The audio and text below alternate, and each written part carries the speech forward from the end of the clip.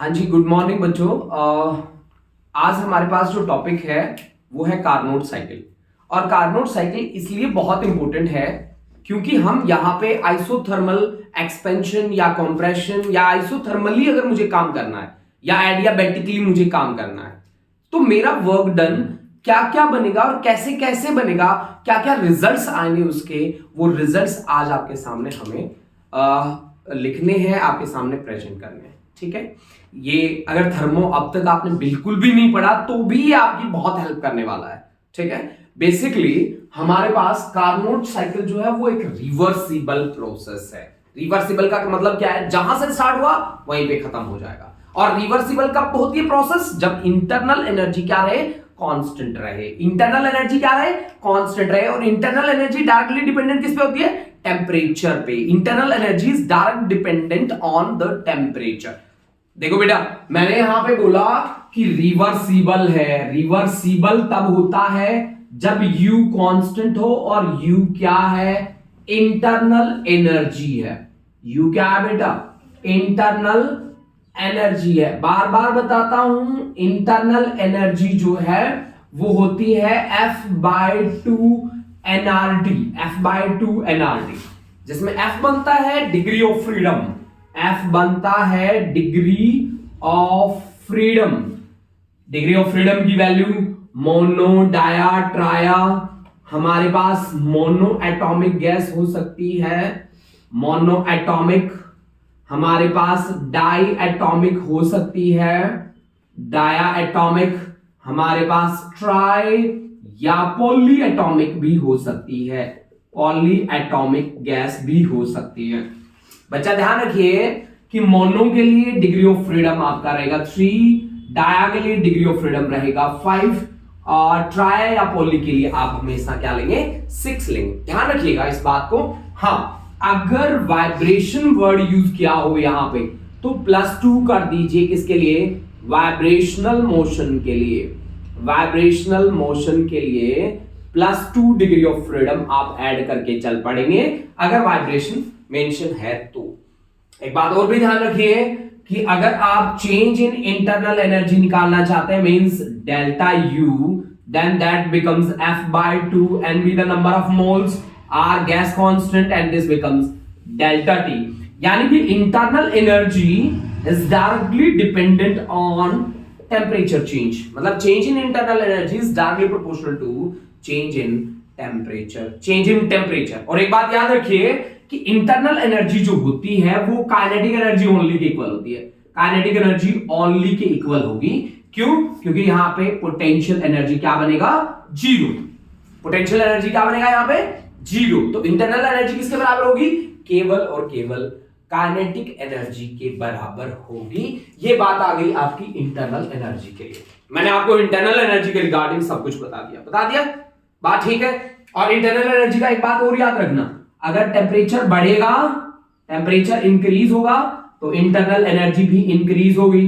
अगर टेम्परेचर होगा डिक्रीज तो इंटरनल एनर्जी भी होगी डिक्रीज। ये बात आप याद रखना कि टेम्परेचर होगा इंक्रीज तो इंटरनल एनर्जी होगी इंक्रीज, टेम्परेचर होगा डिक्रीज तो इंटरनल एनर्जी भी होगी क्या?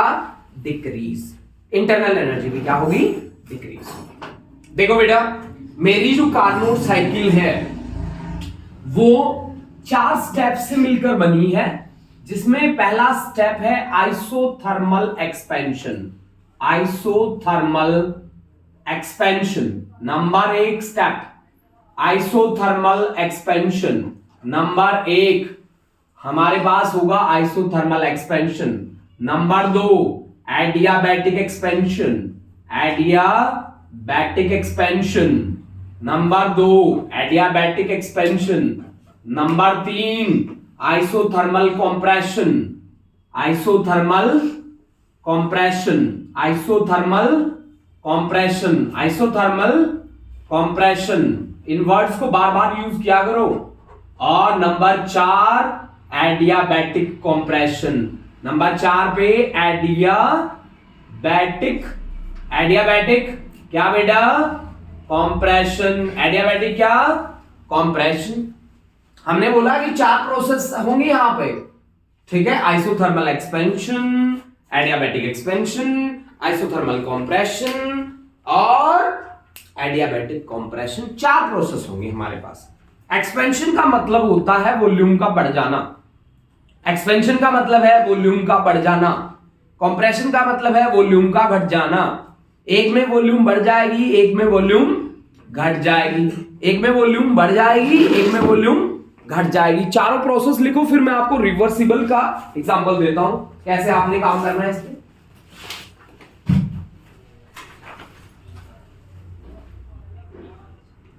जल्दी आ जाओ बेटा, जल्दी आ जाओ।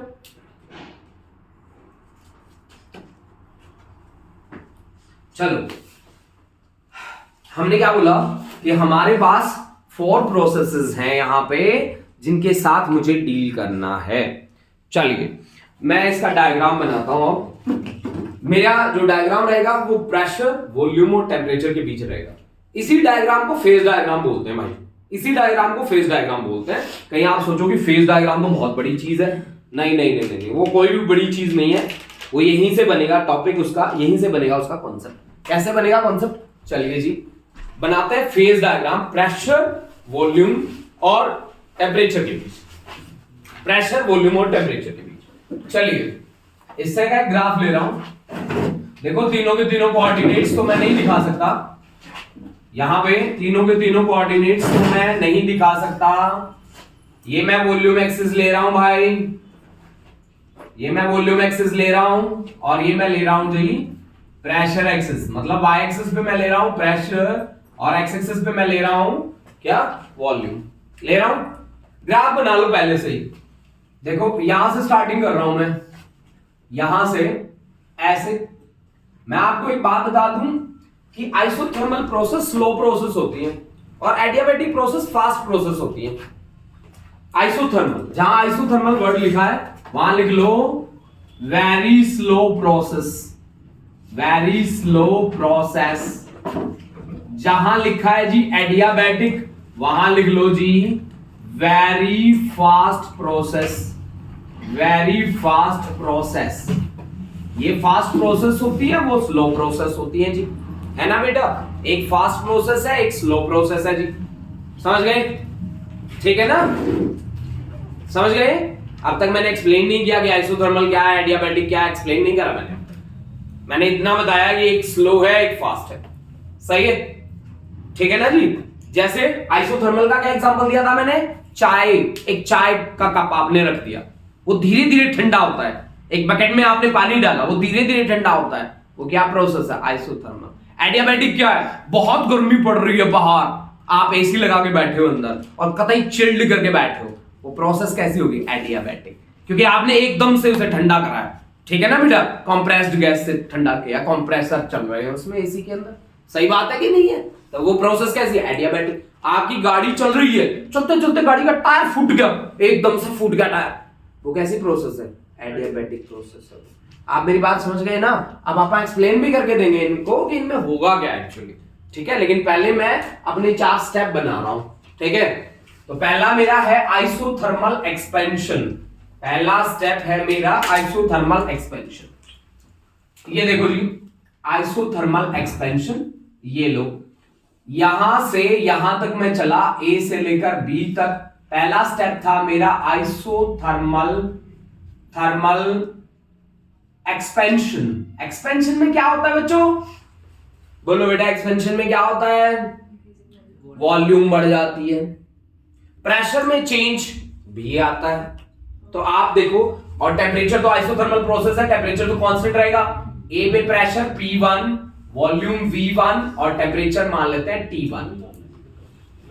मान लिया? चले गए 12th वाले सारे? वो वहां पर गए। अच्छा अच्छा, वो केमिस्ट ओम सर आए? ओम सर आए अभी। ठीक है, गुड़िया आ रही है सर, है ना? ठीक है जी। और बी पे प्रेशर कितना हो गया? प्रेशर हो गया कम P2, वॉल्यूम हो गया ज्यादा V2, टेम्परेचर रहा T1 का T1, टेम्परेचर रहा T1 का T1, टेम्परेचर रहा T1 का T1। आप देखो बेटा कि आपने टेम्परेचर को कांस्टेंट रखना है और आप एक्सपेंड कर रहे हो, एक्सपेंशन हो रहा है, एक्सपेंशन हो रहा है, तो वर्क इज डन कौन कर रहा है? By the system. By the system work होता है तो नेगेटिव आता है, रिजल्ट क्या आता है? नेगेटिव। तो टेम्परेचर यहाँ पे एक्सपेंशन में क्या करना चाहिए? कम करना चाहिए। एक्सपेंड हो रहा है आइसोथर्मली, टेम्परेचर होना चाहिए क्या? कम होना चाहिए। बट कम नहीं होने देना, नहीं होने देना तो किसी ना किसी का हेल्प लेना पड़ेगा। ठीक है, जिसका हेल्प लेना पड़ेगा उसको बोलते हैं हीट रिजर्वायर। कम नहीं होने देना तो लेना है ना किसी से, तो लेंगे किससे? जिसके पास ज्यादा है। ज्यादा का नाम यहां पे क्या होता है? Heat reservoir. हीट रिजर्वायर उसको किस नाम से जानते हैं? सोर्स के नाम से। तो यहां पे लगा दो एक सोर्स, यहां पे लगा दिया आपने एक सोर्स। भाई सोर्स जो होता है ना वो हायर टेम्परेचर पे काम करता है। ये एक हीट रिजर्वायर है। हीट रिजर्वायर उसको बोलते हैं जो हीट को स्टोर करके रखता है। अगर इसमें टेम्परेचर ऐड कर दें या सब्ट्रैक्ट कर दें तो इसके टेम्परेचर पे बहुत ज्यादा फर्क नहीं पड़ता। रिजर्वायर का मतलब है स्टोरेज करने वाला, स्टोरेज करने वाला। उसमें से थोड़ा टेम्परेचर इंक्रीज कर दें या थोड़ी हीट बढ़ा दें, घटा दें तो उसके टेम्परेचर पे फर्क नहीं पड़ेगा, नहीं पड़ेगा। समझ रहा है ना भाई? समझ रहा है पक्का? ठीक है। अब देखो बेटा, अब हमने क्या लगा दिया? एक्सपेंड करा हमने। हम यहां पे पिस्टन लगा देते हैं। ये हमारे पास सोर्स है जो टेम्परेचर T पे काम कर रहा है और इसका बेस कैसा है? कंडक्टिंग बेस है ये। क्योंकि टेम्परेचर कांस्टेंट रखना है तो एक्सचेंज करना पड़ेगा हीट का। हीट का एक्सचेंज करने के लिए हम किसको लेते हैं? कंडक्टर को लेते हैं। तो ये कैसा है? हीट का एक अच्छा कंडक्टर है। हीट का अच्छा कंडक्टर है, गुड कंडक्टर है। हीट का अच्छा कंडक्टर है। हम इनिशियली कहां पे थे? हम इनिशियली यहां पे थे। इसके कॉरस्पॉन्डिंग देखो आप, इसके कॉरस्पॉन्डिंग आप यहां पे थे। ये यहां पे था पिस्टन हमारा, ऐसे यहां पे था पिस्टन हमारा। प्रेशर था P1, वॉल्यूम था V1 और टेम्परेचर था T1। अब इस पिस्टन को बाहर खींचेंगे तभी तो एक्सपेंशन होगा ना। बाहर खींचेंगे और बाहर खींच के कहां पे ले आए? B पे ले आए। जहां पे आगे वहां डार्क लाइन बना लो। B पे आगे प्रेशर कितना है? P2, वॉल्यूम कितना है? V2 और टेम्परेचर कितना रहेगा? T1 का T1, T1 का T1। टेम्परेचर कितना रहेगा? T1 का T1। आइसोथर्मल प्रोसेस है। आइसोथर्मल में क्या होता है? टेम्परेचर कांस्टेंट रहता है। आइसोथर्मल में क्या होता है? टेम्परेचर कांस्टेंट रहता है। आइसोथर्मल प्रोसेस में क्या होता है? टेम्परेचर कांस्टेंट रहता है। एक बात आप नोट कर लीजिए कि आइसोथर्मल प्रोसेस वो प्रोसेस है जिसमें टेम्परेचर कांस्टेंट रहता है। टेम्परेचर कांस्टेंट रहता है। टेम्परेचर कांस्टेंट तभी रहेगा जब हीट का एक्सचेंज होगा। यानी कि हीट का यहां पे एक्सचेंज बिल्कुल धड़ाले से होता है जी। हीट का एक्सचेंज होता है यहां पे, तभी तो टेम्परेचर कांस्टेंट रख सकते हैं ना, नहीं तो होगा ही नहीं। टेम्परेचर कांस्टेंट नहीं रहेगा। ठीक है, सही है। बोलो बेटा, बोलो। ठीक है, ठीक है। अब दूसरा देखो, A से B तक मैं गया आइसोथर्मल एक्सपेंशन में। अब आगे जाऊंगा मैं एडियाबैटिक। एडियाबैटिक एकदम से होती है, एडियाबैटिक एकदम से फास्ट प्रोसेस होती है। ये लो जी, एकदम से हुई ये, ऐसे एकदम से नीचे गिरा ना, सही बात है, एकदम से नीचे गिरा है ना। तो ये एडियाबैटिक प्रोसेस है आपके पास B से लेकर C तक। ये एडियाबैटिक है, एडियाबैटिक एक्सपेंशन ही है ये। इसमें वॉल्यूम बढ़ाई है, एक्सपेंशन है। एक्सपेंड हो गया मतलब सिस्टम ने खुद ने काम करा, और सिस्टम ने अगर काम करा तो उसकी इंटरनल एनर्जी क्या करेगी? हाँ जी, तो उसकी इंटरनल एनर्जी क्या करेगी? कोई बात नहीं सर, जाओ। तो यहां पे क्या करेगा कि एक्सपेंशन में क्या होगा? एक्सपेंशन में टेम्परेचर डिक्रीज होगा। टेम्परेचर डिक्रीज होगा तो मान लीजिए यहां प्रेशर हो गया P3, वॉल्यूम हो गया V3 और टेम्परेचर हो गया डिक्रीज, और टेम्परेचर को मान लेते हैं T2, और T2 जो है वो लेस है किससे? T1 से। T2 is less than T1। Adiabatic process कैसी होती है? एडियाबैटिक प्रोसेस कैसी होती है? एडियाबैटिक प्रोसेस ऐसी होती है जिसमें हीट क्या रहती है? कांस्टेंट रहती है। हीट क्या रहती है बेटा? कांस्टेंट रहती है। अगर हीट कांस्टेंट है तो इसमें चेंज कितना आएगा? dq कितना आएगा? 0। यानी कि dq क्या रहता है इसमें? जीरो, मतलब हीट का एक्सचेंज नहीं होता। हीट इज नाइदर, ठीक है, एक्सचेंज्ड विद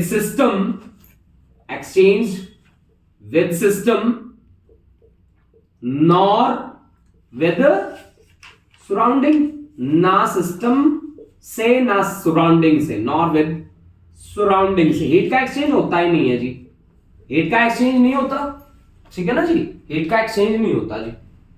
तो हीट का एक्सचेंज नहीं होता, इसके लिए क्या लगाना पड़ता है हमें? Insulating material. यहां क्या था? कंडक्टिंग, हीट का अच्छा कंडक्टर था। यहां क्या लगाना पड़ेगा मुझे? हीट का इंसुलेटर, मतलब इंसुलेटिंग स्टैंड लगाना पड़ेगा मुझे। थर्मोकोल वाली सीट लगा दी मान लो, इंसुलेटिंग स्टैंड, ये यहां पे लगे हैं जी पिस्टन।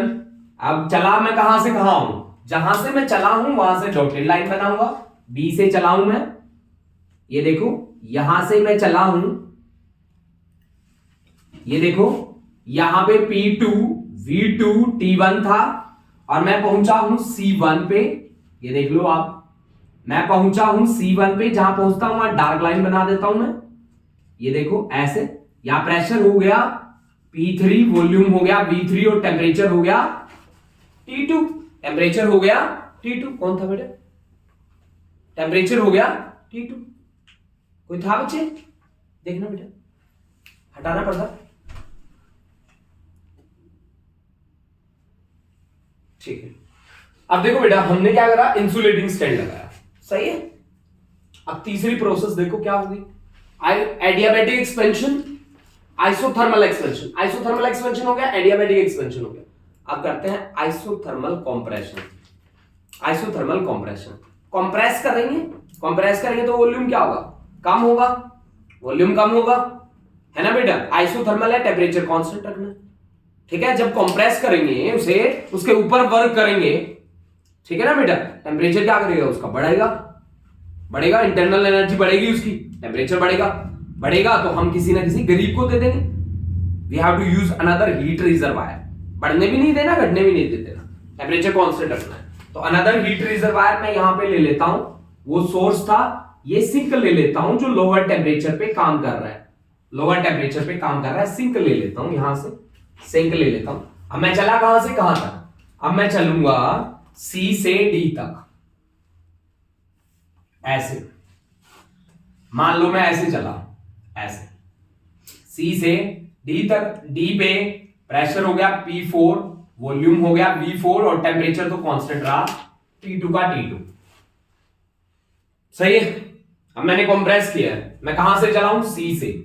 जहां से चला हूं मैं वहां पे डॉटेड लाइन, ये देखो प्रेशर है P3, वॉल्यूम V3 और टेम्परेचर T2, और मैं फाइनली पहुंच कहां पे गया? D पे।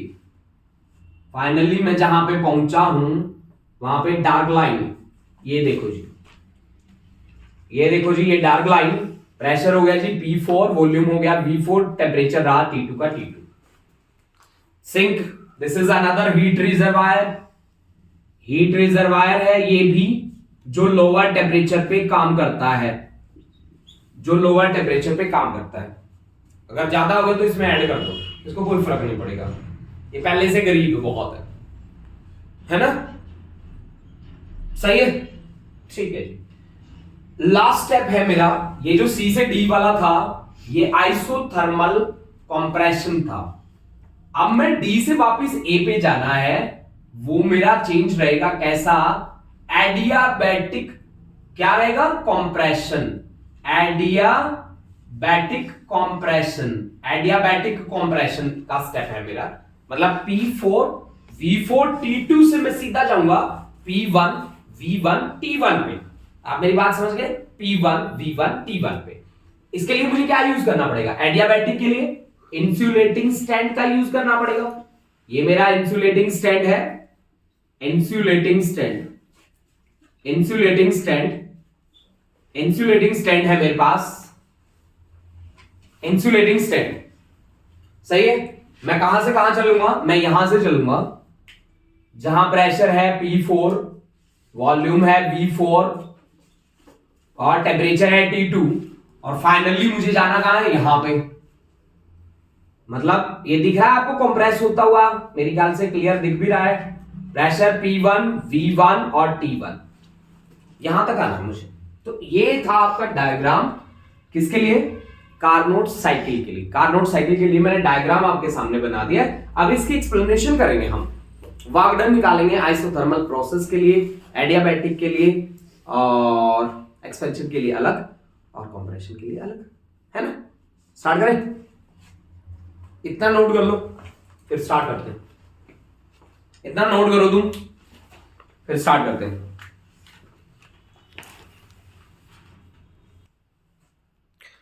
हाँ जी, देखो अब हमने देख लिया एक बार कि यहां पे जब मैं ए से बी गया तो टेम्परेचर हमारा कम हुआ, तो हमने सोर्स का हेल्प ले लिया।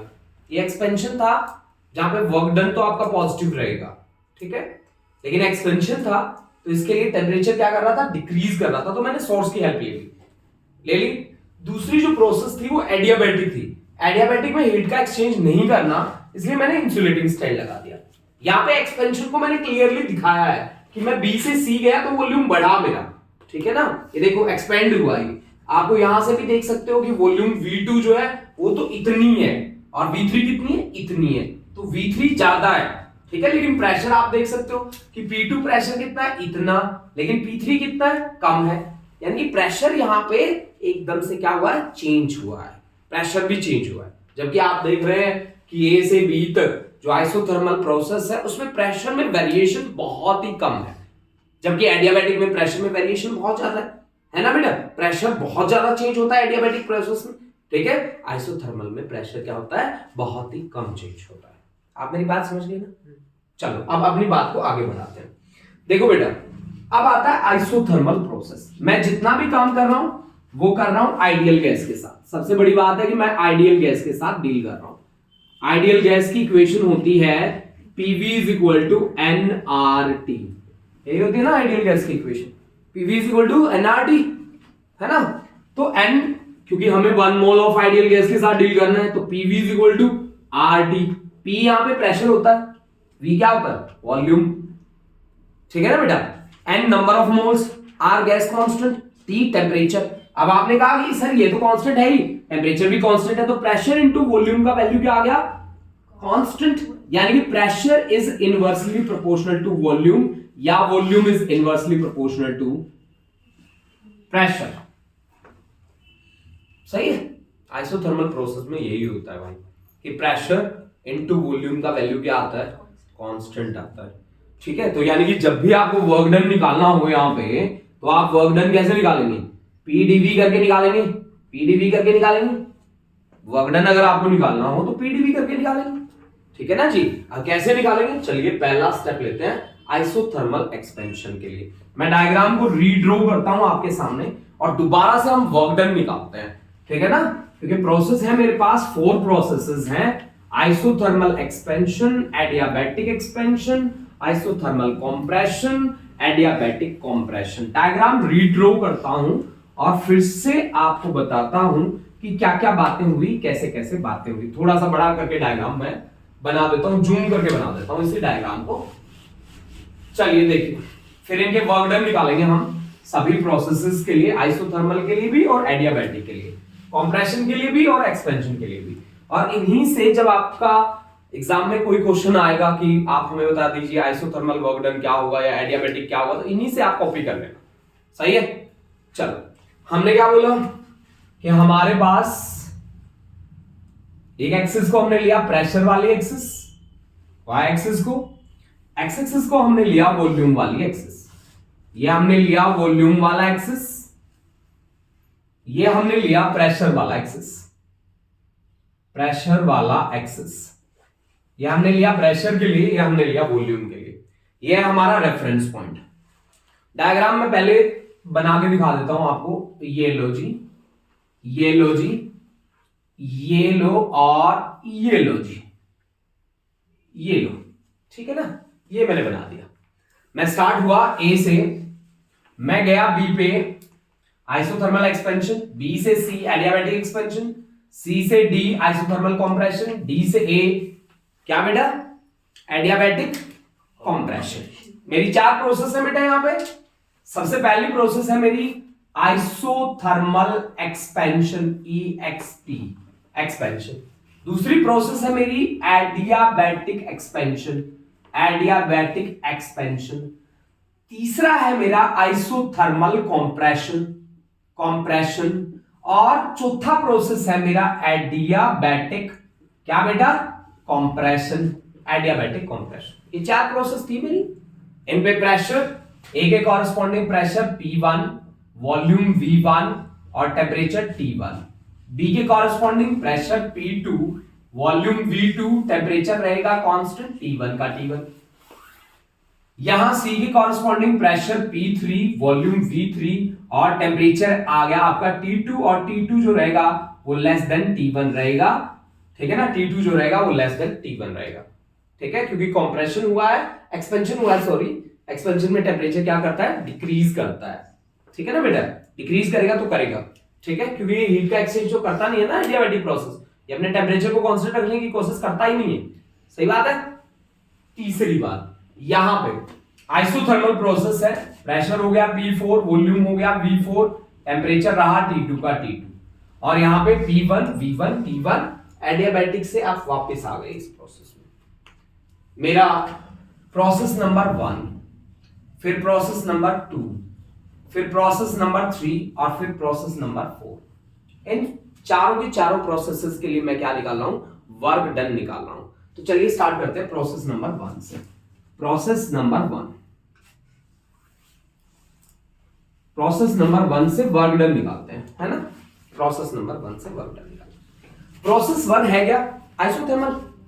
आइसोथर्मल के लिए वर्क डन कैसे निकालेंगे आप, कि dW is equal to PdV। यही फॉर्मूला आपने हर एक वर्क डन के लिए यूज करना है। जब भी आप वर्क डन निकालोगे तब आपके पास यही रिलेशन यूज होगा, dW is equal to PdV।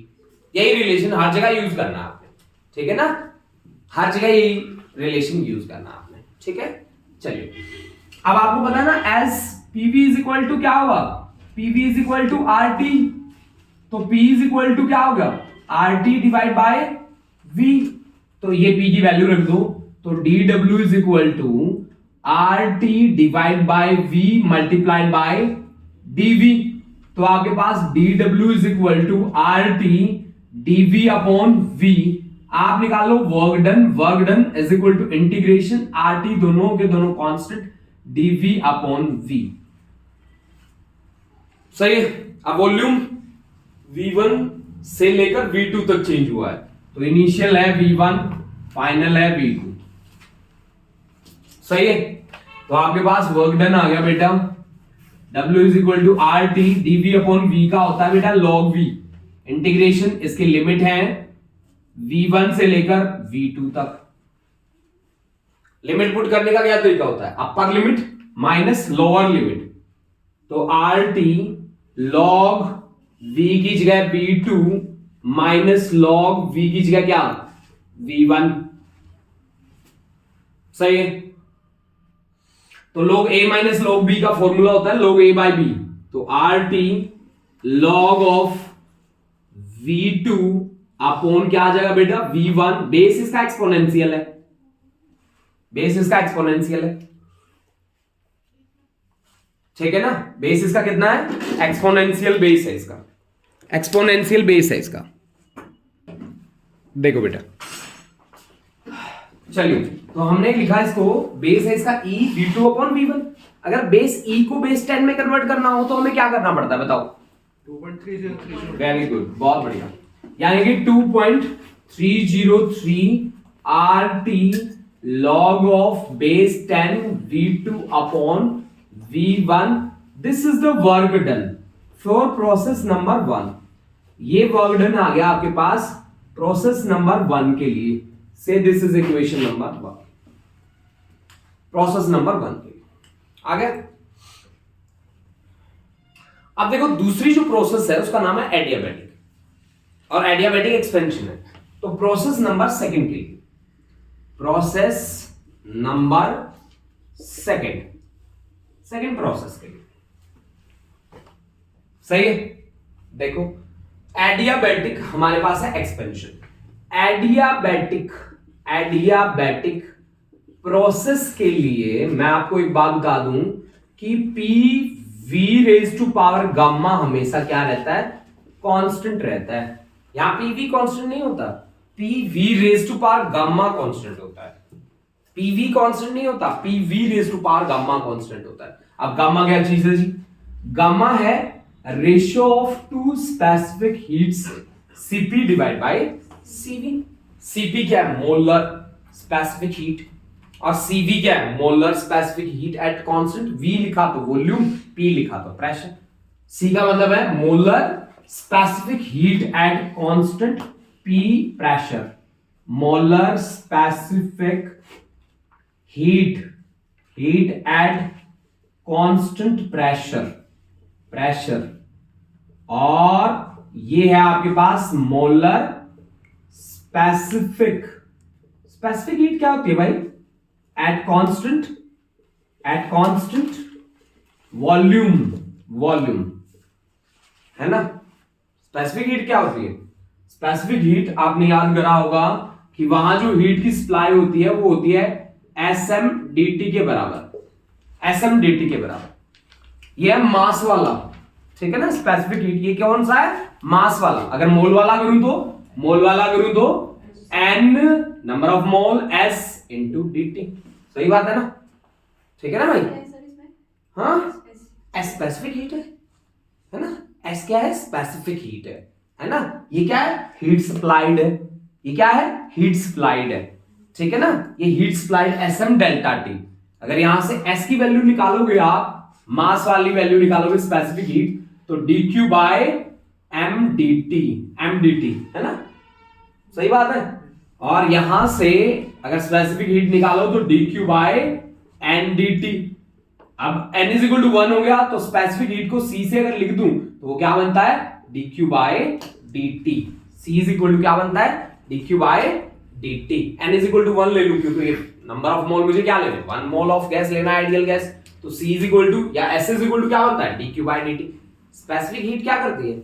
Temperature को राइज करती है, ठीक है। टेम्परेचर को 1 डिग्री सेल्सियस राइज करना, फॉल करना, ये काम करता है, ठीक है ना। टेम्परेचर को राइज करना हो तो आप स्पेसिफिक हीट वर्ड यूज करते हैं। और लेटेंट हीट किसके लिए यूज होता है दमन? लेटेंट हीट किसके लिए यूज होता है?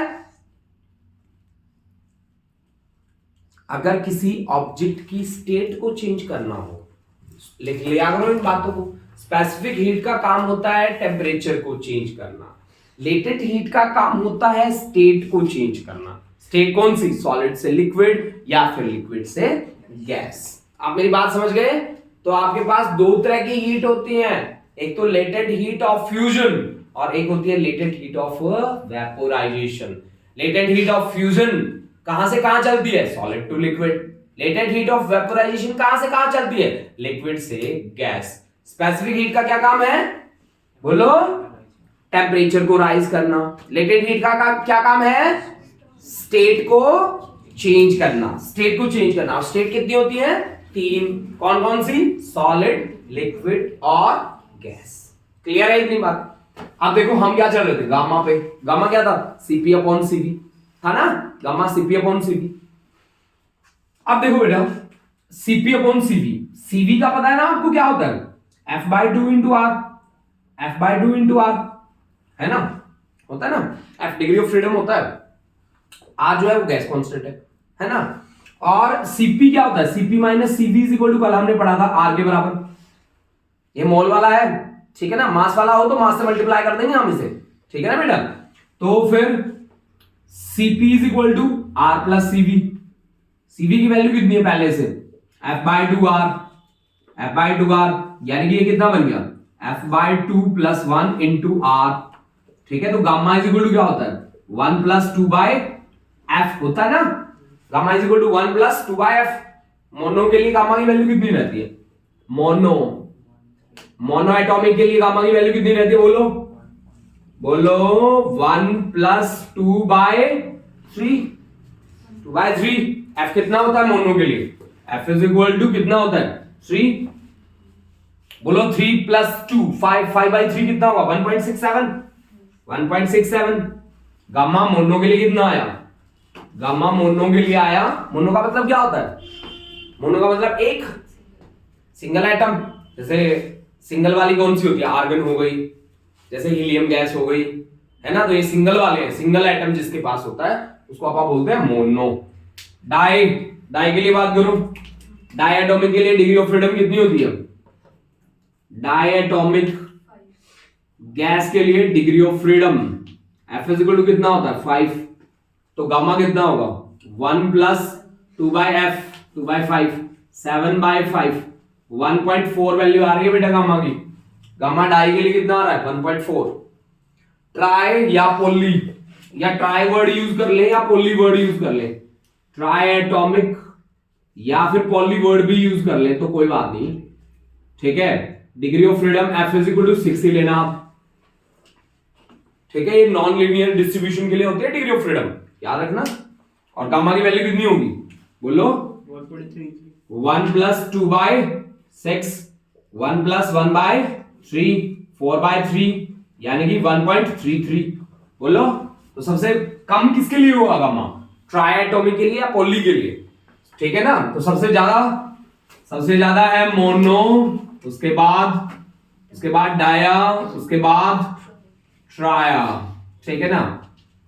गामा सबसे ज्यादा होता है मोनो के लिए, उसके बाद होता है डाया के लिए और उसके बाद होता है ट्राया के लिए। तो गामा की झिकझिक खत्म, गामा का कंसेप्ट मैंने आपको करवा दिया।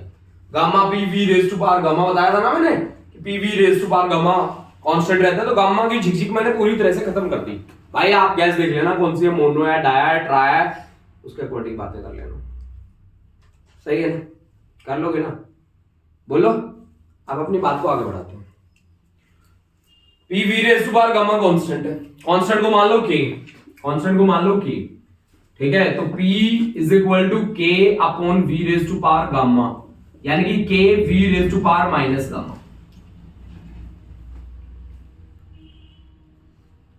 सही है, बोलो भाई, ठीक है। इसकी बाउंड्री अलग बना दूं क्या, चलो ये देखो, ये इसकी बाउंड्री अलग बना देते हैं भाई।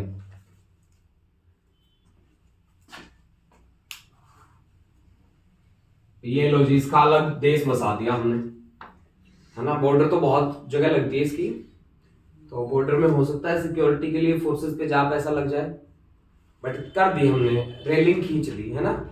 इंडिया चाइना वाली बॉर्डर जैसी नहीं है, तार लगा के काम चला दी हमने, दीवार बना दी थी। चलिए अब आगे चले, प्रोसेस नंबर सेकंड के लिए वर्क डन निकाले। वर्क डन का क्या फॉर्मूला है कि dw इज इक्वल टू क्या होगा, 100% श्योर है pdv के बराबर ही होगा, pdv के बराबर होगा। dw इज इक्वल टू क्या होगा, 100% श्योर है भाई pdv के बराबर होगा।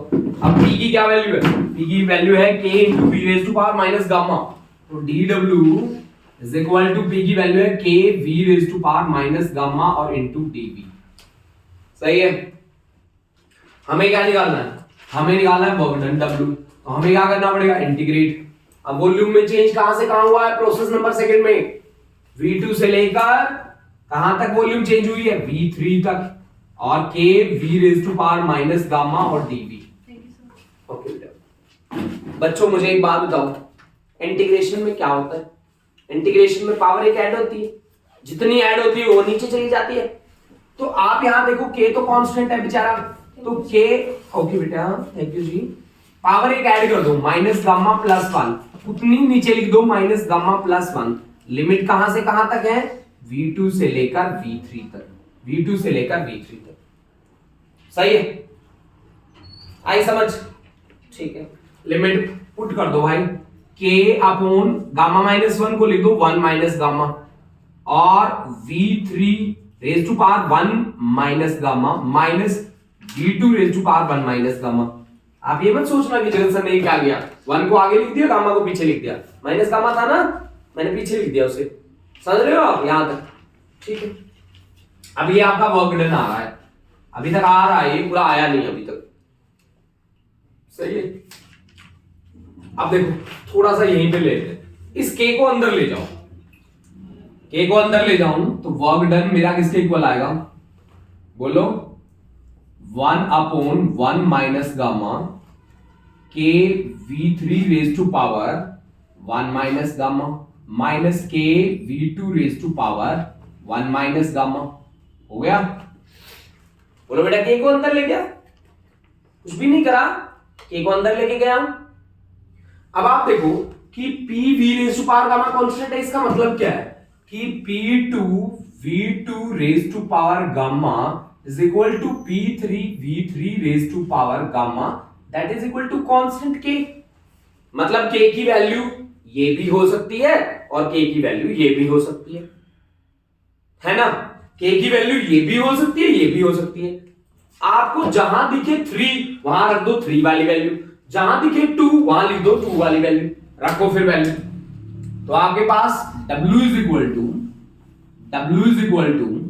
1/1 माइनस गामा, अंदर बचेगा K की वैल्यू है P3 V3 raise to power gamma. आगे कौन है? V3 raise to power 1 minus gamma, V3 raise to power 1 minus gamma minus K की वैल्यू क्या लिख रहा हूं मैं? P2 V2 raise to power gamma into V2 raise to power कौन है? 1 minus gamma into V2 raise to power 1 minus gamma. हो गया? बेस सेम हो तो पावर ऐड हो जाती है। आप देखो गामा प्लस 1 माइनस गामा कितना बाकी बचा? 1। तो ये बना आपके पास 1/1 माइनस गामा, अंदर बचा P3 V3 minus P2 V2 that is equal to work done. सही है? अब आपको पता है कि as PV is equal to क्या होता है? PV इज इक्वल टू होता है RT। तो P2 V2 कितना होगा बताओ? P2 V2 जाओ, P2 V2 पे जाओ, डायग्राम में जाओ, P2 V2 पे टेम्परेचर कितना है? T1 है ना? तो आप लिख दो यहां पे RT1। P3 V3 पे जाओ, टेम्परेचर कितना है? T2 ना, तो RT2। वैल्यूज रख दो बेटा यहां पे। तो W इज इक्वल टू कितना आएगा? W इज इक्वल टू आएगा 1/1 माइनस गामा P3 V3 की जगह RT2 माइनस RT1। ये लो, ये आपका work done in second process आ गया। Work done in second process आपके सामने है, उसका रिजल्ट आप चेक करो इसको।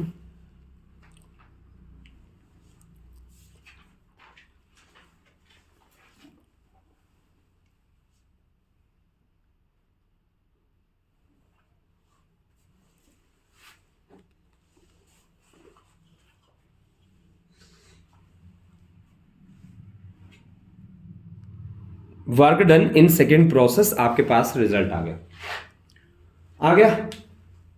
देख लो इसको, एक बार चेक कर लो, वेरीफाई कर लो इसको, एक बार चेक कर लो इसको। इस कॉन्सेप्ट को आपको 2-3 बार लिख के देखना पड़ेगा बेटा, तब जाके कंटेंट आपके हाथ में आएगा सही से। ठीक है ना?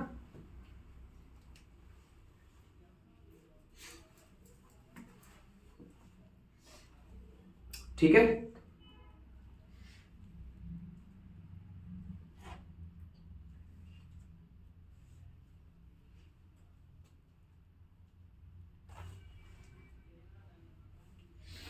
हाँ जी बेटा, ऑल ओके? ठीक है।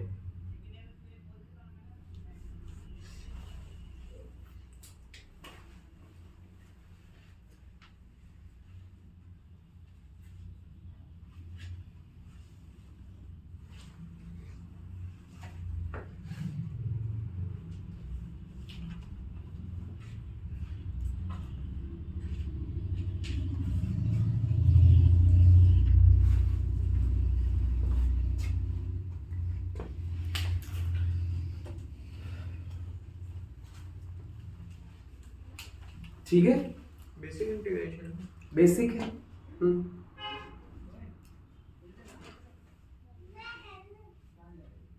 सर एक चीज नहीं समझ आई। हाँ, मैथ्स की चीज जो 12वीं में पढ़ते हैं, फिजिक्स में वो पहले कैसे आ गई? ये भी सही है। और इसका आंसर यही है कि जब आपको किसी सिलेबस के लिए फाइट करवानी है, जब आपको प्रिपेयर उस लेवल में करना है ना, तो ठीक है, फाइट भी सच्ची दे रहे हैं, वही तो आपके कंटेंट को बनाएगा ना। 11th 12th को कंबाइन करेगा, कंबाइन करके फिर आपके कंटेंट को स्ट्रॉन्ग करके देगा। ठीक है? तो हम ये प्रैक्टिसाइज यहीं से स्टार्ट कर लेते हैं हम, ठीक है। होती है कुछ चीजें ऐसी, जैसे अभी आप इंटीग्रेशन देख देख के डर रहे होगे कि सर देखो आपने कितना बड़ा बड़ा कॉन्सेप्ट लिख दिया, बट जब आप एक बार इसको करके देख लोगे ना अच्छे से दिल लगा के, तो आपको पता चलेगा कि कुछ भी नहीं है इसमें। अब मैं तीसरी प्रोसेस का वर्क डन निकालता हूं, फिर आप देखना आप कहोगे सर अभी इजी लगने लग गया ये हमें, ठीक है। तीसरी प्रोसेस का वर्क डन निकालते हैं। तीसरी प्रोसेस कौन सी है? Isothermal compression. प्रोसेस नंबर 3 का वर्क डन निकालेंगे, देखो कैसे निकालेंगे। प्रोसेस नंबर 3 का वर्क डन कैसे निकालेंगे, चलिए जी देखते हैं।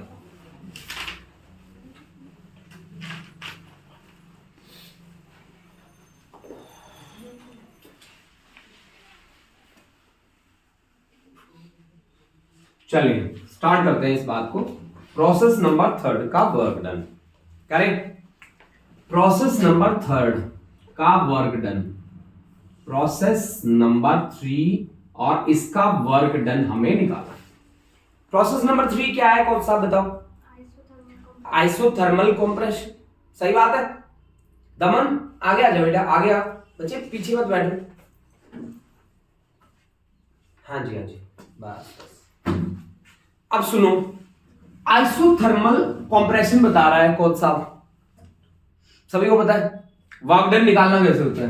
वर्क डन है जी dw that is equal to pdv। इसी से लास्ट टाइम निकाला था, यही फिर मैं यूज कर रहा हूं। प्रोसेस कैसी है? आइसोथर्मल। आइसोथर्मल प्रोसेस में pv is equal to RT क्या होता है? कांस्टेंट। प्रेशर इनटू वॉल्यूम क्या रहता है? कांस्टेंट रहता है बेटा, यही तो रहता है, ठीक है। तो यहां से प्रेशर की वैल्यू आप निकाल के रख दो, pressure is equal to RT divide by volume V। रख दी, ये वैल्यू फिर से यहां पे रखो, तो आपके पास dw is equal to RT by V multiplied by dV। Process कौन सी है? थर्ड प्रोसेस में कहां से कहां गए? P3 V3 T2 से लेकर P4 V4 T2 तक गए, सही है। तो फिर आप वर्क डन निकालने के लिए इंटीग्रेट कर दो इसे। इंटीग्रेशन करोगे तो RT upon V into dV। कहां से कहां गए हो प्रोसेस नंबर 3 में? V3 से लेकर कहां तक गए? V4 तक गए ना। अब RT को बाहर ले लो, RT बाहर, इंटीग्रेशन में dV upon V, volume V3 से लेकर V4 तक चेंज हो रहा है,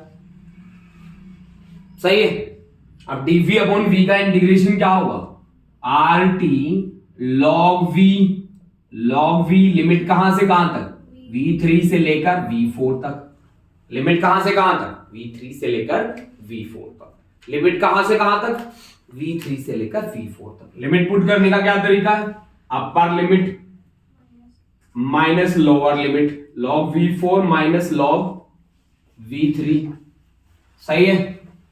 log A minus log B क्या होता है? log A by B। तो RT log V4 divide by V3। Base कितना है इसका? एक्सपोनेंशियल। बेस कैसा है? एक्सपोनेंशियल। बेस को किसमें कन्वर्ट करा? 10 में। तो 2.303 RT log base 10 V4 upon क्या? V3। This is the work done in process number 3। अब बताओ थर्ड प्रोसेस का वर्क डन समझ में आया? बताओ, सही बताओ। पहले में दिमाग खराब हुआ होगा, लेकिन अब तो क्लियर हुआ है ना। जब तुम लिख के देख लोगे ना इसको 2 बार, तो फिर तुम्हें पता चलेगा कि कुछ भी नहीं है। वो RT को PV फिर से लिख सकते हैं। PV के इक्वल ही होगा RT। बिल्कुल होगा भाई, PV लिख सकते हैं। और एक बात और भी बताऊं मैं, तूने अच्छा सवाल करा है, बहुत ही अच्छा करा है। एक्चुअली में मेरे दिमाग को भी इसने सही घुमा दिया है। बताऊं तुम्हें एक बात कि भाई PV is equal to constant है, तो इसका मतलब है ये प्रोसेस नंबर 3 है। थर्ड प्रोसेस कहां से कहां गई है बेटा बताना? P3 V3 से लेकर P4 V4। तो PV की वैल्यू क्या है? कांस्टेंट है ना, कांस्टेंट है। तो P3 V3 is equal to क्या होगा? P4 V4 होगा कि नहीं होगा? होगा। तो V4 अपॉन V3 किसके बराबर होगा बताओ? V4 divide by V3। P3 bye P4 है ना, तो लिख दो वहां पर। तो आपके पास work done for process number 3 that is equal to 2.303 RT log base 10 है, और इसको आप लिख सकते हैं P3/P4, प्रेशर की फॉर्म में भी लिख सकते हैं मेरे भाई। सही बोला तूने यार, बहुत सही बोला।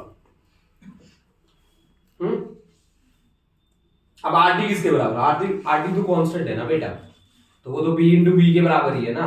तो आरटी की तुम्हें बात नहीं कर सकता कि P3 V3 लोगे कि P2 V2 लोगे, है दोनों बराबर। चाहे आप P2 V2 ले लो, चाहे आप P3 V3 ले लो, है ना भाई? सही बात है कि नहीं है? ठीक है, चाहे P2 V2 ले लो, चाहे P3 V3 ले लो, आरटी दोनों के बराबर है। ठीक है, सही है क्या? ठीक है, चलो अब चलते हैं आपका प्रोसेस नंबर 4 पे। प्रोसेस नंबर 3 आपको इजी लगा होगा, प्रोसेस नंबर 4 भी अब आपको इजी लगेगा। प्रोसेस नंबर 4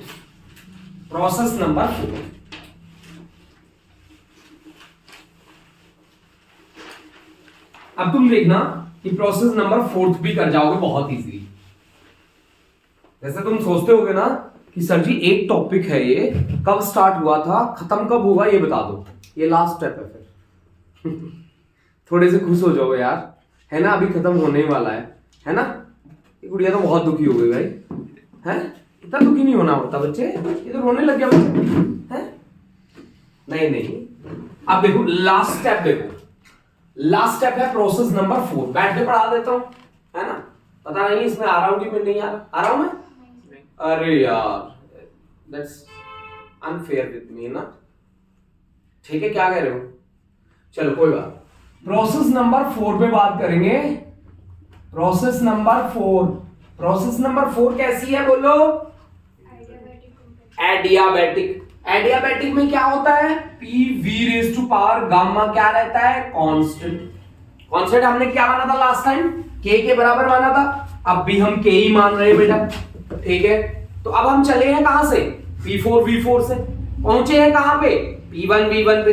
तो इसका मतलब हुआ P4 V4 raised to power gamma that is equal to P1 V1 raised to power gamma, that is equal to constant। यहां से हम प्रेशर की वैल्यू भी निकाल सकते हैं। कैसे? P is equal to K/V की पावर गामा। तो प्रेशर क्या हो गया? K इंटू V की पावर माइनस गामा हो गया। ऊपर आता तो पावर माइनस हो जाता ना, सही है? इतनी बात ठीक है? अब सुनो, वर्क डन तो हम ऐसे ही निकालते आए थे भाई कि dW is equal to PdV निकालते आए थे ना। बोलो P की वैल्यू कितनी है? K इंटू V की power minus gamma into dV, है ना? तो आप निकालेंगे वर्क डन के लिए क्या करेंगे? Integration KV⁻⁻ minus gamma dV। Volume कहां से कहां तक चेंज हुई है? V4 से लेकर V1 तक। बोलो सही बात है कि नहीं है? बोलो सही बात है। पावर क्या होती है? एक ऐड हो जाती है, तो V⁻⁻ माइनस गामा प्लस 1 जितना ऐड हुआ है नीचे चला जाएगा माइनस गामा प्लस 1, और लिमिट है V4 से लेकर V1 तक। सही है? लिमिट पुट कैसे करते होते हैं? Upper limit K/- minus gamma plus 1, V की जगह लिख दो V1 1 minus gamma, minus gamma plus 1 को 1 माइनस गामा भी लिख सकते हैं, minus V4 raise to power 1 minus gamma. ठीक है ना? ये ब्रैकेट लगा दो यहां पे। K को अंदर लेके जाओ, K को अंदर लेके जाओगे तो K V1 raise to power 1 minus gamma minus K V4 raise to power 1 minus gamma divide by 1 minus gamma. अब V1 है तो K की value P1 V1 raise to power gamma लिख दो, V4 है तो K की value P4 V4 raise to power gamma लिख दो।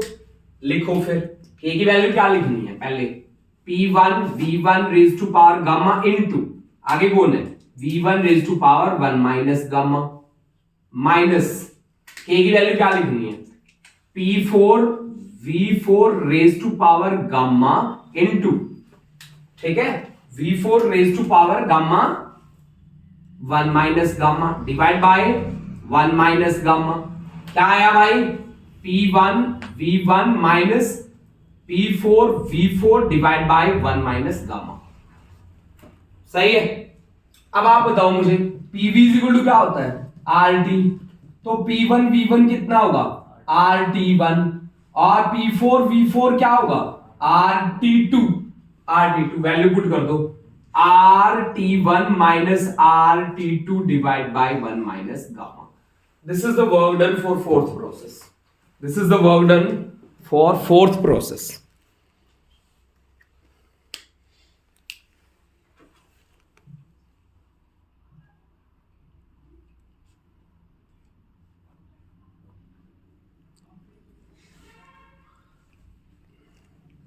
सही है।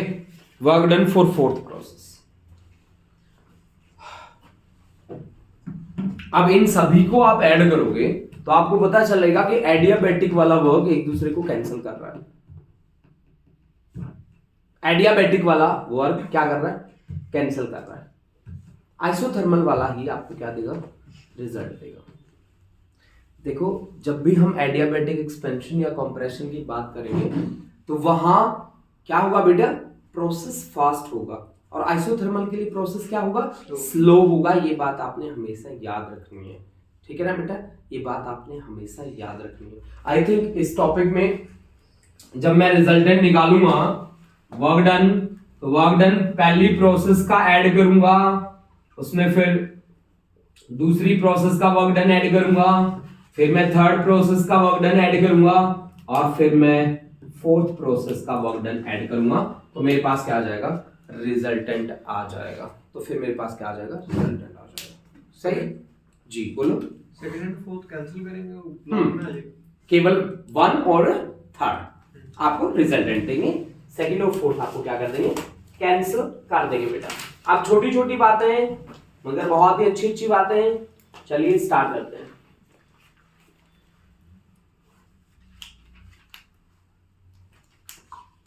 पहला क्वेश्चन हम लेंगे। चलिए ये सब कुछ आपने नोट कर लिया होगा आई थिंक, नोट कर लिया। 2 मिनट का टाइम ले, बोलो एक बार रिकैप करोगे, बोलो बेटा एक बार रिवीजन करोगे। 2 मिनट के लिए स्टॉप करूं वीडियो, कर दूं, बोल करते हैं। चलिए फिर एक क्वेश्चन लेते हैं बेटा। क्वेश्चन दिया हमें कि गैस एक्सपेंड कर रहा है। गैस एक्सपेंशन कितना हुआ है इतना, एट कांस्टेंट प्रेशर, प्रेशर दे रखा है जी। The work done is, work done कितना होगा। चलो देखो पहली बात तो गैस एक्सपेंड कर रही है तो वर्क डन आपका पॉजिटिव रहेगा, DW रहेगा पॉजिटिव। पहली बात तो एक्सपेंशन हुई है ना तो वर्क डन आपका पॉजिटिव आ गया। दूसरी बात कि DW होता क्या है, DW होता है बेटा PdV। प्रेशर कितना दे रखा है 10 की पावर 3, dV कितना दे रखा है 0.25। तो इसको क्या कर दो 250, वर्क डन की यूनिट क्या होती है जूल, तो 250 joule. This is the final answer, this is the final answer. Check कर लीजिए ये आपका फाइनल आंसर होगा। अब मैं एक क्वेश्चन लिख देता हूं तब तक आप इसको नोट कर लीजिए।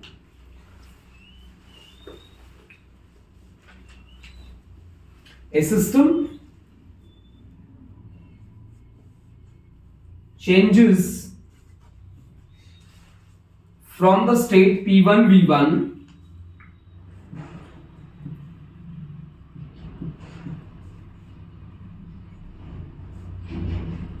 to P2V2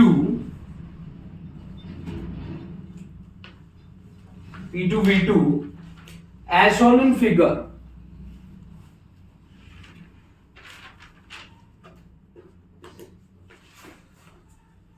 What is the work done by the system? What is the work done by the system? What is the work done? Work done by the system. What is the work done by the system? 4 option दे रखे हैं आपको।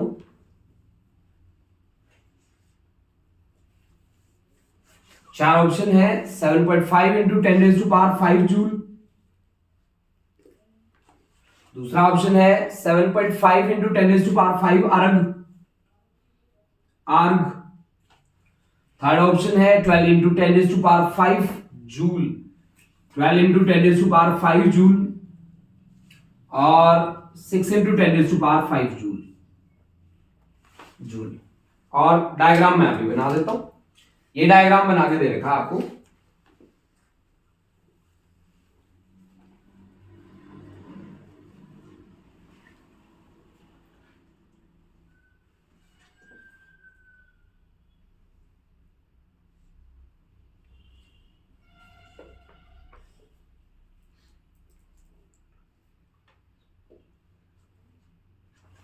इस तरह का diagram बना के दे रखा है आपको। ए से बी तक यहां पे प्रेशर है P1, वॉल्यूम है V1। बी पे प्रेशर है P2, वॉल्यूम है V2, वॉल्यूम है V2। ठीक है जी, आप गए हो ए से लेकर बी तक ऐसे, और इसके कॉरस्पॉन्डिंग 1 इंटू 10⁵ पास्कल, और इसके कॉरस्पॉन्डिंग है 5 इंटू 10⁵ पास्कल, पास्कल। ठीक है, पास्कल। और इसके कॉरस्पॉन्डिंग है 1 और इसके कॉरस्पॉन्डिंग है 5। वॉल्यूम इन मीटर की क्यूब, वॉल्यूम इन मीटर की क्यूब। बताओ जी क्या होगा? इस एक्सिस पे है प्रेशर, इस एक्सिस पे है वॉल्यूम। बताओ कैसे आप काम करोगे? C option, C option, C option. देखो कैसे, देखो बेटा, जब भी आपको ग्राफ पढ़ना हो ना, तो आप ये देख लो कि y एक्सिस पे कौन है और x एक्सिस पे कौन है। देख लिया। अब आप ये देख लो कि उनकी मल्टीप्लिकेशन से क्या मिल रहा है और डिवीजन पे क्या मिल रहा है। तो आपके सामने y एक्सिस पे कौन बैठा है? y एक्सिस पे बैठा है प्रेशर। x एक्सिस पे कौन बैठा है? x एक्सिस पे बैठा है कौन बेटा? वॉल्यूम। अगर मैं y एक्सिस वाले को x एक्सिस वाले के साथ मल्टीप्लाई करूं तो मेरा आता है प्रेशर इंटू वॉल्यूम। सही है। और प्रेशर इंटू वॉल्यूम के जो डायमेंशंस होते हैं वो वर्ग के होते हैं। प्रेशर इंटू वॉल्यूम के डायमेंशन वर्ग के होते हैं। मतलब x एक्सिस और y एक्सिस को क्या करना पड़ेगा? मल्टीप्लाई, मल्टीप्लाई, है ना बेटा? मल्टीप्लाई करना पड़ेगा। और अगर मैं y एक्सिस और x एक्सिस को मल्टीप्लाई करूं तो क्या आता है मेरे पास? एरिया। एरिया, अगर दो कोऑर्डिनेट मल्टीप्लाई हो गए तो एरिया, तो यानी कि area under A B curve, A B curve that is equal to work done, that is equal to work done. अब एरिया क्या आ गया भाई? ये क्या दिख रहा है मुझे? ट्रेपेजियम दिख रहा है। ए बी, इसको मान लेते हैं सी, इसको मान लेते हैं डी। ट्रेपेजियम का एरिया क्या होता है बेटा? Area of trapezium half of sum of two parallel sides. Parallel side कौन? AC plus BD, AC plus BD multiplied by height. Height कितनी है? CD multiplied by height. सही है, मल्टीप्लाइड बाय हाइट। अब आप बताओ मुझे कि AC की वैल्यू कितनी है? बोलो बेटा, AC की वैल्यू कितनी है? 1 इंटू 10⁵ प्लस BD की वैल्यू कितनी है? BD की वैल्यू कितनी है? 5 इंटू 10⁵ मल्टीप्लाइड बाय CD की वैल्यू कितनी है? C से लेकर D तक, ये 1, ये 4, 5, तो ये कितना आ गया? 4। सही है। तो ये बन गया आपका 6 डिवाइड बाय 2 इंटू 10⁵ इंटू 4, तो ये बन गया 12 इंटू 10⁵। वर्क डन की यूनिट क्या होती है? जूल। तो 12 into 10⁵, this is the final answer. This is the final answer. सही है, this is the final answer. Sir, एक अर्ग कितने जूल होता है? हाँ, एक अर्ग कितने जूल होता है? एक अर्ग कितना जूल होता है? 10⁻⁻⁸ -8। -8।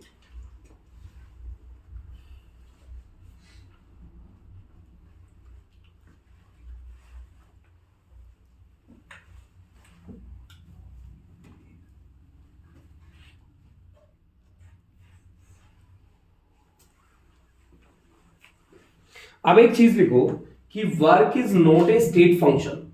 वर्क जो है वो एक स्टेट फंक्शन नहीं है। बहुत बड़ी बात बता रहा हूं आपको। स्टेट फंक्शन का मतलब क्या है? सिर्फ इनिशियल और फाइनल पे डिपेंड करता है। हाँ, ठीक है, स्टेट फंक्शन वो नहीं है। Work is not a state function. ये लास्ट क्वेश्चन है मेरा, लास्ट क्वेश्चन करवा के मैं आगे बढ़ जाऊंगा, आगे नहीं बढ़ जाऊंगा, आज का लेक्चर यहीं तक होगा अपना। देखो जी,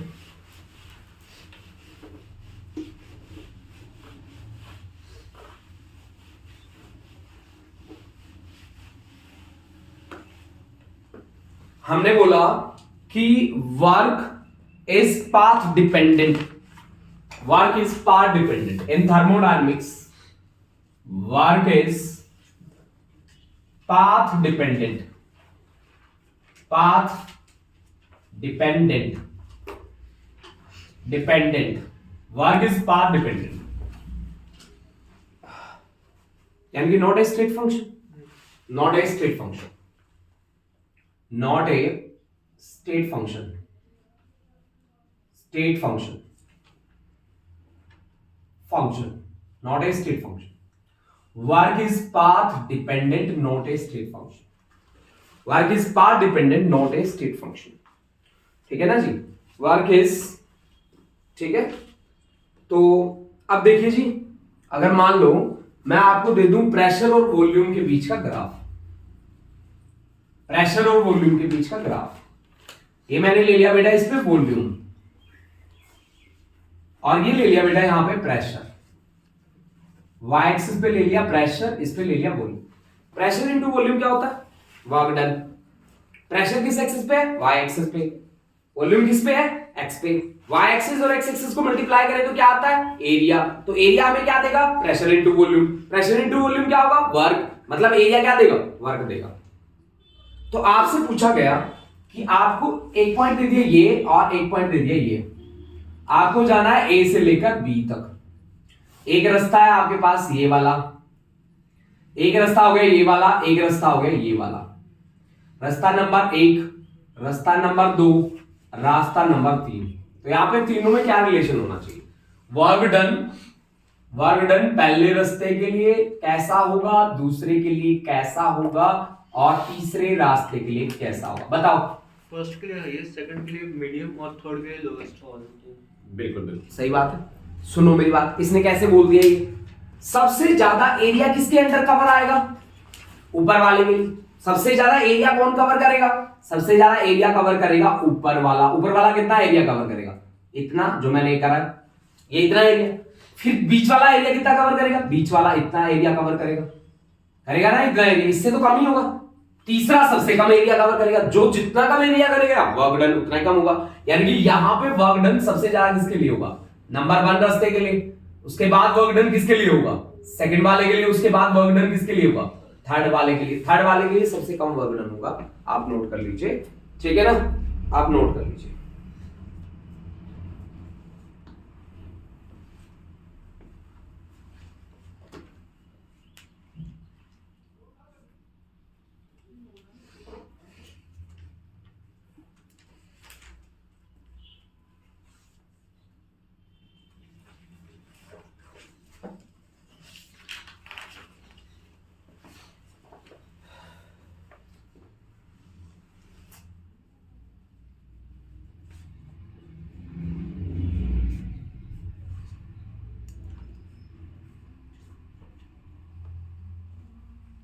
देखो भाई, साइक्लिक प्रोसेस के लिए वर्क डन कैसा होगा?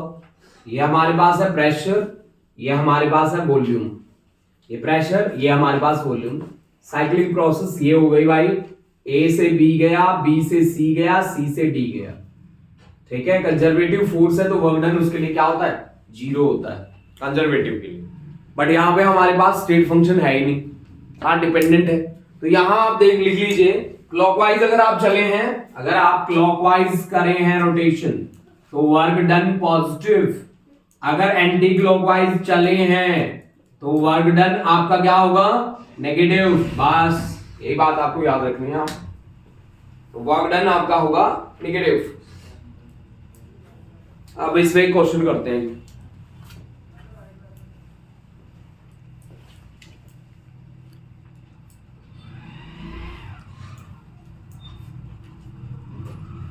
करते हैं आगे क्वेश्चन, लास्ट क्वेश्चन है ये, इसके बाद हम नहीं करेंगे, है ना। ये लास्ट क्वेश्चन है बेटा, इस क्वेश्चन को कवर करते हैं और फिर आज का लेक्चर यहीं पे स्टॉप करते हैं। नेक्स्ट इसके क्वेश्चंस नेक्स्ट लेसन में बना देंगे। ठीक है, अब हमारे पास थर्मोडायनेमिक्स के एक दो टॉपिक और रहते हैं जिन पे हमें काम करना है बस।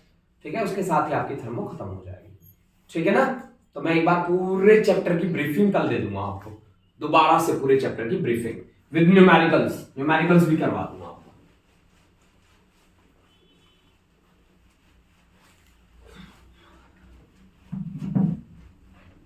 चलो जी, लास्ट क्वेश्चन लिखते हैं जी। हमने एक बहुत अच्छी बात सीखी आज कि वर्क इज पार्ट डिपेंडेंट है। ये बहुत अच्छी बात लगी मुझे आज की, है ना। तो चलिए, क्वेश्चन है कि a gas is taken through a cycle, a gas is taken through a cycle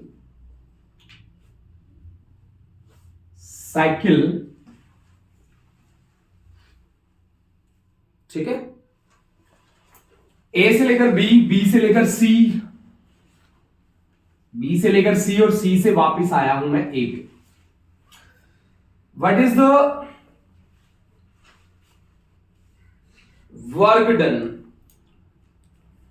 what is the work done by the gas, what is the best work done, what is the, यहां पे लिखा है best work done, best work done by the gas, work done by the gas, what is the best work done by the gas. चार option दिए भाई मेरे को, diagram में बना के दूंगा आपको। सबसे पहला 0, दूसरा मुझे दिया है -2000 जूल, -2000 जूल, तीसरा मुझे दिया है +2000 जूल, 2000 जूल, और डी वाला ऑप्शन मुझे दिया है 1000 जूल, 1000 जूल। और डायग्राम मुझे इस तरह से बना के दिया है भाई, इस तरह से डायग्राम बनाया जी, इस तरह की शेप बना रखी है ट्रायंगुलर, इस तरह से। और मैं गया हूं ए से लेकर बी तक, फिर बी से लेकर सी तक, सी से लेकर ए तक। साइक्लिक है प्रोसेस, ए के कॉरस्पॉन्डिंग 2 2, ये भी 2, ये भी 2। इस एक्सिस को वॉल्यूम के लिए लिया है और वॉल्यूम की वैल्यू दी है 10⁻³ क्यूबिक मीटर। ओके, और प्रेशर मुझे दिया है 10⁵ पास्कल, प्रेशर दिया है मुझे 10⁵ पास्कल में, है ना, 2। और इसके बी के कॉरस्पॉन्डिंग मुझे दिया है 6, ये है 6। और सी के कॉरस्पॉन्डिंग में यहां पे वैल्यू मुझे दे रखी है 7। बताओ भाई क्या आना चाहिए इसका answer? D. C option, C option आना चाहिए। तूने डी कैसे निकाल दिया भाई?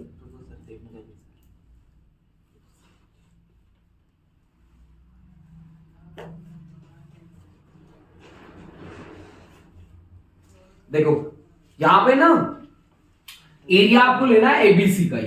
यहां पे जो हमें बोला है वर्क डन जो होगा वो एरिया ऑफ ट्राइंगल एबीसी का ही होगा, एबीसी ट्राइंगल का ही एरिया होगा यहां पे, समझ रहे हो आप?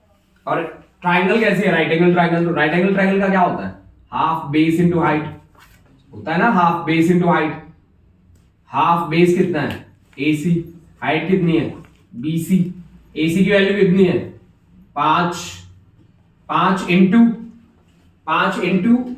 कितना? 10⁻³ BC, B से लेकर C, 2 से लेकर 6 तक, तो 4 हो गया। पावर कितना है? 10⁵। ठीक है, 2 2 जा 5 2 जा 10 इंटू 10⁻², यानी कि 1000 जूल आ रहा है भाई। ठीक है ना, 1000 जूल आएगा। प्रोसेस कैसी है? साइक्लिक है। क्लॉकवाइज है कि एंटी क्लॉकवाइज है? क्लॉकवाइज। तो वर्क डन क्या आ गया? +1000 जूल आ गया। क्यों? क्योंकि क्लॉकवाइज रोटेशन है यहाँ पे। क्यों? क्योंकि क्लॉकवाइज रोटेशन है यहाँ पे। क्यों? क्योंकि क्लॉकवाइज रोटेशन है यहाँ पे। ठीक है ना, क्लॉकवाइज रोटेशन है इसलिए हमने इसको क्या ले लिया? प्लस ले लिया। तूने 2000 कैसे निकाला बच्चे? मेरे से मत पूछो। मेरा ना उसमें वो हो गया था, हाफ में लेना भूल गया। अच्छा, हाफ बेस इनटू हाइट, उसका area of right angle triangle होता है ना, हाफ बेस इनटू हाइट। ठीक है, क्लॉकवाइज है तो पॉजिटिव ले लिया, एंटी क्लॉकवाइज होता तो नेगेटिव ले लेता। अभी और कुछ करना है? हाँ जी, और कुछ